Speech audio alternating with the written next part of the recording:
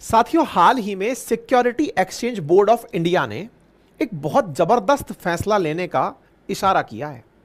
इशारा किया है मतलब जनता से राय मांगी है कि कहो तो कर दें। क्या क्या कर दें भाई साहब? सेबी कह रही है कि जो शेयर खरीदने में आप जो ब्रोकर्स के माध्यम से शेयर खरीदते हैं, ब्रोकर के अकाउंट में ही आप जो पैसा छोड़ देते हैं, उस सिस्टम को हटा दें। क्या सीधा आपके डीमैट अकाउंट में पैसा और आपके डीमैट अकाउंट से शेयर और परचेज? ये क्या है कहानी सर? डीमैट अकाउंट वगैरह क्या होता है? आइए सारी बात बताते हैं। साथियों, भारत के अंदर मैंने पहले भी कई बार आप लोगों को ये बात बताई है, फिर से एक बार बताता हूं। हम लोग जब भी शेयर परचेज करते हैं, किसी कंपनी में अपना छोटा सा अंश परचेज करते हैं, तो उसको परचेज करने के लिए हमें एक डीमैट अकाउंट की जरूरत होती है। डीमैट अकाउंट एक ऑनलाइन अकाउंट है जिसकी पूरी वेरिफिकेशन होने के बाद कि आपने कहां से खरीद, मतलब आपका इनकम, वो पैन कार्ड क्या है, आपका आधार कार्ड कहां के हैं, आपका पूरा डिटेल वेरिफिकेशन होने के बाद आपका अकाउंट खुलता है। डीमैट अकाउंट खोलकर आप कोई भी शेयर परचेज करने जाते हैं। शेयर परचेज करने के लिए भारत में बहुत सारी ब्रोकिंग फर्म्स हैं, जैसे एंजल वन एक फर्म का नाम है जहां से आप जाकर डीमैट अकाउंट के माध्यम से शेयर परचेज करते हैं। जीरोधा एक है, ग्रो एक है। भारत में अगर टॉप 3 का बात किया जाए तो नंबर 1 पर ग्रो है, नंबर 2 पर जीरोधा है, नंबर 3 के ऊपर एंजल वन आती है। लगभग 40% पर तो जीरोधा और ग्रो ही बैठी हुई है। यानी इतना जबरदस्त तरीके से ये ब्रोकेज करते हैं। ब्रोकेज मतलब आपको ट्रेड करना है, शेयर परचेज करना है, तो आपने डीमैट अकाउंट बना लिया, लेकिन इन्हीं के प्लेटफॉर्म के थ्रू जाइए और मार्केट में से शेयर परचेज करके आ जाइए। अब आपके दिमाग में एक सवाल बनेगा, तो इसमें गलती क्या है? मतलब क्या गलत क्या है इसमें? गलती कुछ भी नहीं है। गलती यह है कि जब आपने कोई शेयर परचेज किया, मैं आपको एक, मतलब ये बहुत इंपॉर्टेंट टाइटल है भाई, इसको ध्यान से समझना, और मैं इसको समझाने के लिए एक फ्लो चार्ट लेके आया था, यहां से समझते हैं। चलिए देखिए, सबसे पहले आप लोग कैसे शेयर खरीदते हैं? तो डीमैट अकाउंट के थ्रू खरीदते हैं। डीमैट अकाउंट आप लोगों ने बना लिया। डीमैट अकाउंट बनाकर आप शेयर खरीदने पहुंचे। आपने सबसे पहले ब्रोकरेज अकाउंट ओपन किया, जैसे मान लीजिए एंजल वन पर किया, उसका लिंक भी हम कमेंट बॉक्स में लगवा देंगे, आप वहां से कर सकते हैं, ठीक है। अब आपने क्या किया कि उस अकाउंट से आपने वहां पर जो आपको दिखाया जा रहा है वहां से कोई शेयर परचेज कर लिया। जो आपको परचेज करना था, आपको जो समझ में आया, XYZ कोई सी भी कंपनी का खरीद लिया। आपको लगा कि ये शेयर ऊपर चढ़ेगा, आपने खरीद लिया। आपने खुद से डिसाइड किया कि मैं कितने शेयर परचेज करूंगा, कंपनी आपको सजेस्ट करती गई।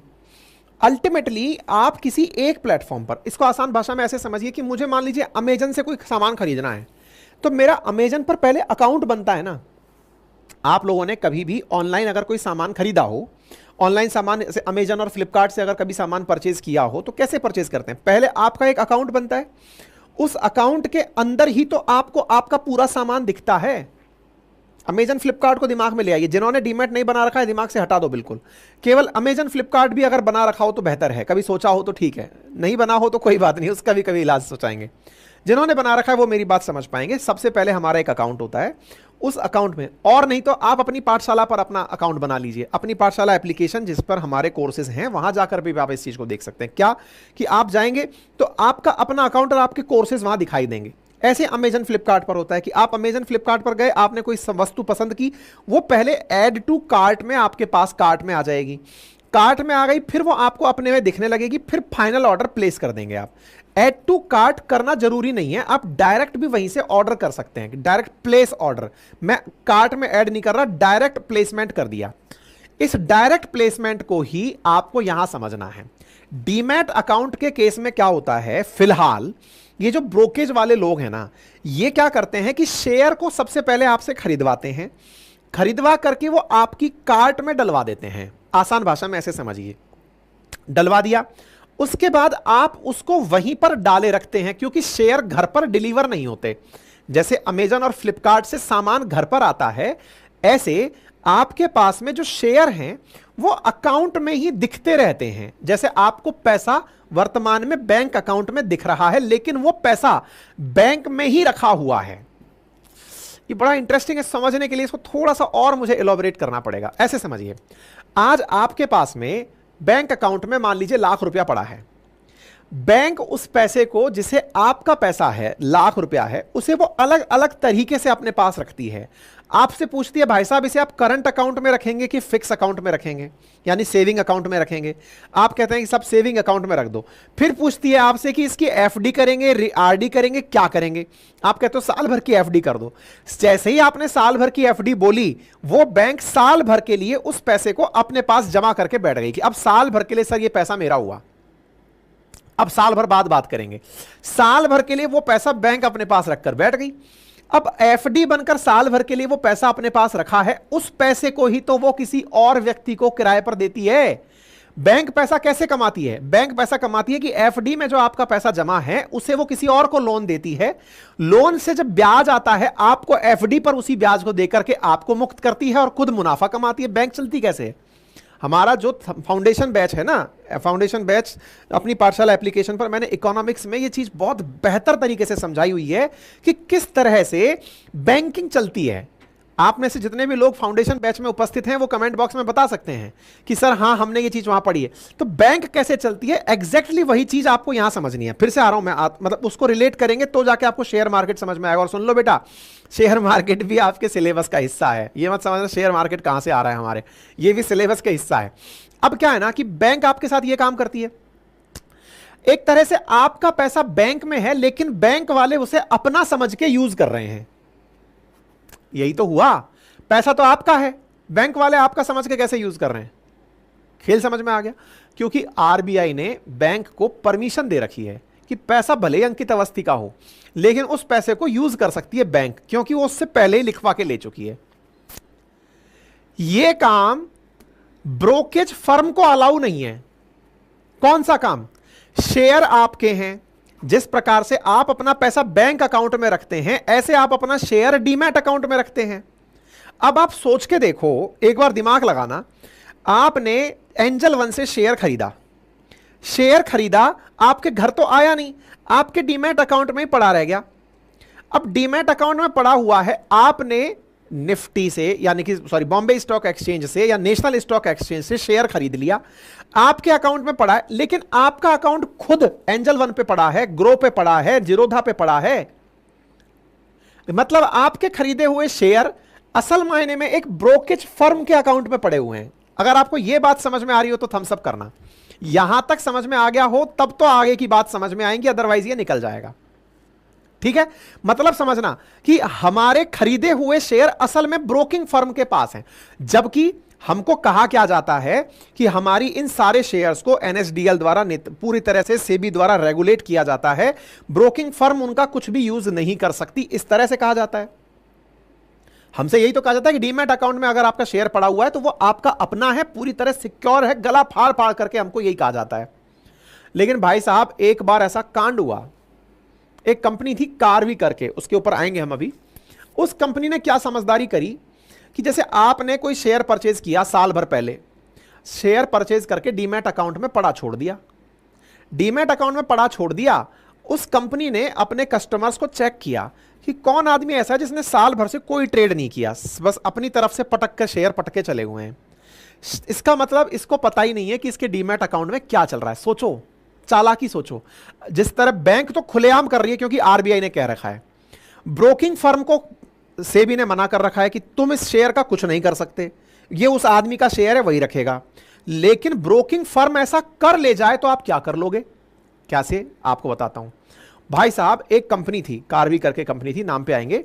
उस कंपनी ने क्या चालाकी चली कि जो डोरमेंट अकाउंट थे, जो एक एक साल से दो दो साल से जिनके ब्रोकिंग फर्म में से तो शेयर खरीदे थे लेकिन वो शेयर अकाउंट में पड़े हुए थे, उन शेयर्स को उसने लिया और अपने पोर्टफोलियो में शो कर दिया।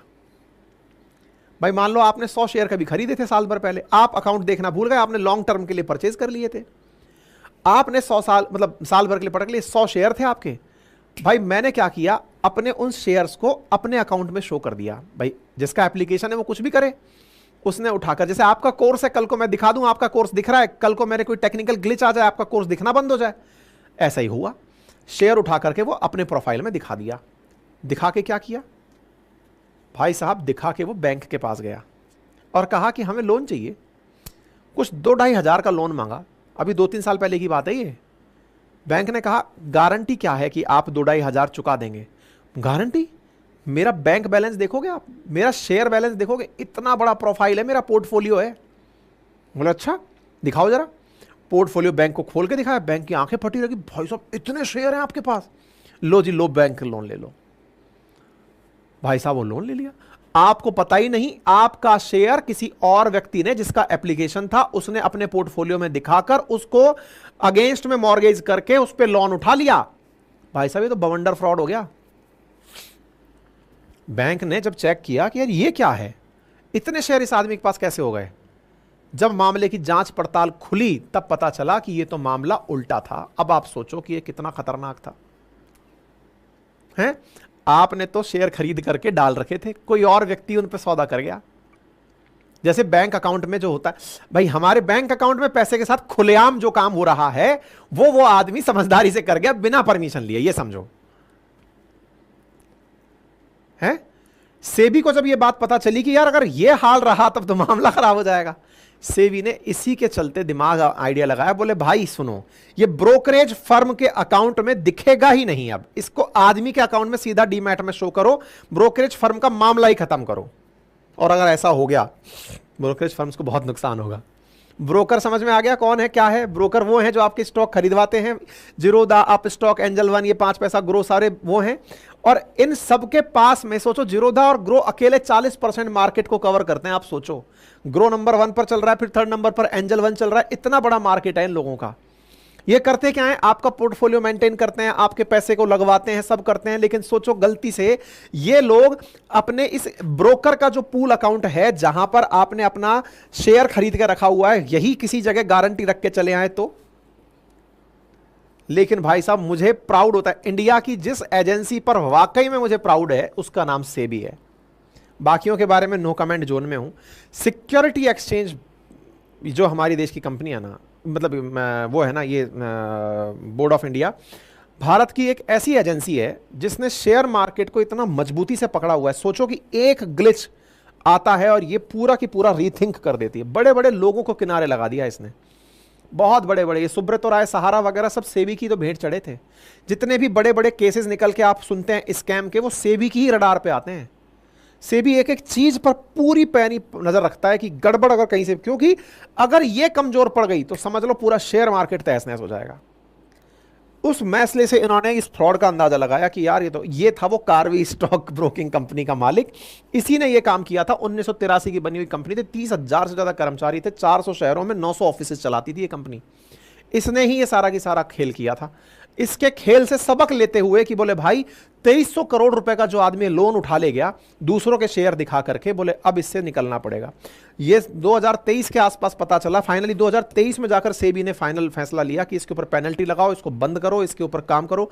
सेबी ने कार्वी और प्रमोटर्स के ऊपर 7 साल का वो लगाया, 21 करोड़ रुपए की पेनल्टी लगाई कि तुमने ये चीटिंग करी, और इनको बंद किया कि तुम कर ही नहीं सकते अब ये ट्रेड। ठीक है ना? तो सेबी इस काम को क्या करना चाह रही है? सेबी कह रही है कि जो ब्रोकर पूल अकाउंट है ना, इस सिस्टम को खत्म कर देते हैं। अब बायर खरीदेगा, सीधा उसके पास ही दिखेगा, बीच का मामला खत्म कर देते हैं। अगर बीच का मामला खत्म होता है तो इसका मतलब समझ रहे हैं, इसके लिए बकायदा सेबी ने जनता से राय मांगी है कि आप लोग अपनी अपनी राय दीजिए कि आप लोग क्या सोचते हैं इस विषय के ऊपर। और इस पूरी तरह से हम लोग ब्रोकर्स के रोल को वो कर देते हैं। ब्रोकर का जो पोर्टफोलियो बड़ा भारी दिखता है कि साहब जीरोधा ने इतना कर लिया, ये कर लिया, बोले कुछ नहीं, तुम केवल एक इंटरमीडिएरी रह जाओगे, बीच में से खरीदने के काम आओगे, बाकी कुछ नहीं रहोगे। उम्मीद है पूरा मामला समझ में आ गया होगा। सेबी ने इस तरह से पब्लिक कमेंट मांगे हैं, आप भी जाकर दे सकते हैं, सेबी की वेबसाइट पर उपलब्ध है। तो आज की जर्नी इतनी ही, फिलहाल के लिए इतना ही। उम्मीद है आप सभी साथियों को आज का सेशन पसंद आया होगा। सलाह, अपने सुझाव कमेंट बॉक्स में जरूर दें। प्यार स्वरूप अगर संभव हो तो चैनल सब्सक्राइब कर लें, क्योंकि इतनी मेहनत के बाद में मैं इतना तो आपसे डिमांड कर ही सकता हूं कि जितने भी लोग उपस्थित हैं, सोचिए कि पूरे टाइम इतने बड़ी संख्या में लोग प्रेजेंट रहे और लाइक कुछ सैकड़ों में है। ये मतलब इतना तो मैं आपसे एक्सपेक्ट कर ही सकता हूं कि चैनल को आप लाइक करेंगे, शेयर करेंगे, सब्सक्राइब करेंगे, है ना? बाकी मैं अपनी तरफ से अपनी पाठशाला.com पर इस पूरे कंटेंट को डलवा दूंगा। ये पीडीएफ आपको हमारे Telegram GK by Ankit Awasthi sir और अंकित अवस्थी सर जो वेरीफाइड अकाउंट्स हैं इन पर प्राप्त हो जाएंगी। और पढ़ने वाले विद्यार्थियों के लिए मैं यही कहना चाहूँगा कि अगर आपको ये जो एक आज के सेशन से पता चला कि मुझे इकोनॉमिक्स आनी चाहिए, तो जाइए, मैंने बहुत बेहतरीन इकोनॉमिक्स पढ़ाई हुई है, मेरा रिकॉर्डेड बैच डला हुआ है अपनी पाठशाला एप्लीकेशन पर, वहाँ से जा करके पूरे 1 साल की वैलिडिटी के साथ में 1499 में ले लीजिए। और हाँ, अगर आप पहले से GS फाउंडेशन बैच ले रखें और 1 साल का और एक्सटेंशन चाहते हैं तो कूपन कोड यूज़ कर लेना अंकित 50, 799 में ही उनको 1 साल की एक्सटेंशन के साथ मिल जाएगा, ठीक है ना। तो मतलब आपको धीरे धीरे ना खुद से ही रियलाइज होने लगेगा करंट अफेयर के बारे में जो असली परिभाषा है वो इतनी सी ही है कि करंट अफेयर जो पढ़ा हुआ है, किताबों में जो लिखा हुआ है, उसके अतिरिक्त जो अपडेट हुआ है ना। तो ये सब चीज़ें मैंने बहुत अच्छे से पढ़ाई हुई हैं, मतलब शेयर मार्केट वगैरह सब बढ़िया से पढ़ा हुआ है। GS फाउंडेशन का बैच बहुत प्यारा बैच है ये, मतलब हमने कीमत इसकी इसलिए इतनी कम रखी हुई है ताकि सब लोग इसको एक्सेस कर लें। ये मतलब एट पार है स्टेट PCS के भी, इसमें इतना बेहतरीन है। और जो कंटेंट मैंने वहाँ पढ़ाया हुआ है वो पूरा कंटेंट हमारी इन किताबों में है। मेरे अपने नोट्स हैं, ये 4 सब्जेक्ट के notes, history, geography, polity, economy के, ये भी हमारे एप्लीकेशन पर उपलब्ध हैं कुछ इस तरह से। और ये हिंदी और इंग्लिश दोनों में है, आप हिंदी ऑप्शन भी चूज़ कर सकते हैं, इंग्लिश ऑप्शन भी चूज़ कर सकते हैं। 3000 पेजेस से अधिक के नोट्स हैं, पूरा लिखित में कंटेंट आपको प्राप्त होता है हमारे नोट्स का। खुद पर यदि ये आप इन्वेस्टमेंट करते हैं तो आप अपने लिए एक अच्छा फैसला लेते हैं, बाकी मर्जी आपकी है। फिलहाल के लिए इतना ही, अपना ख्याल रखें, बड़ों का सम्मान करें, छोटों को प्यार दें, अपना व्यक्तित्व इस प्रकार से विकसित करें कि महिलाएं आपके साथ सुरक्षित और सम्मानित महसूस करें। धन्यवाद।